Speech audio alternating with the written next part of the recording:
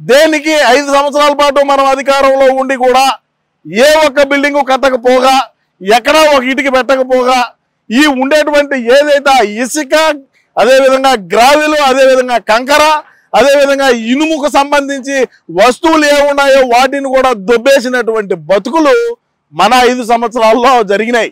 ఈరోజు బ్రహ్మాండంగా పనులు చేస్తూ ఉన్నారు. బ్రహ్మాండంగా చకచక రాత్రింబవళ్ళు పనిచేసి రాజధాని నిర్మించుకుందాం, మన ఆంధ్ర రాష్ట్రానికి రాజధాని లేకుండా ఉన్నది. 3 రాజధానులు పోయినాడు.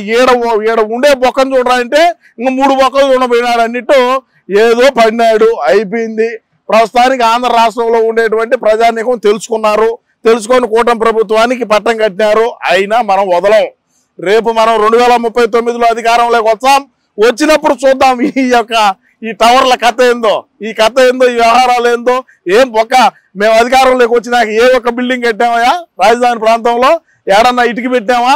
ఏడన్నా ఆ ఉండే ఇటుకలు, ఉండే కంకర, ఉండే ఇసుక దొబ్బేసినటువంటి పరిస్థితి ఎక్కడైనా. ఇప్పుడు చూడండి, రాజధాని ప్రాంతంలో ఈ బిల్డింగ్లు కట్టేటువంటి ప్రాంతంలో ఏ విధంగా ఇసుక నిలవ పెట్టుకున్నారో చూడండి. పనులు ఎక్కడా కూడా ఆగకుండా, అంటే ఒకవేళ ఏదైనా వర్షాలు పడినా కూడా ఇసుక కొరత లేకుండా ఏ విధంగా పన్నులు, ఏ విధంగా ఇసుకను డంప్ చేసి పెట్టినారో చూడండి.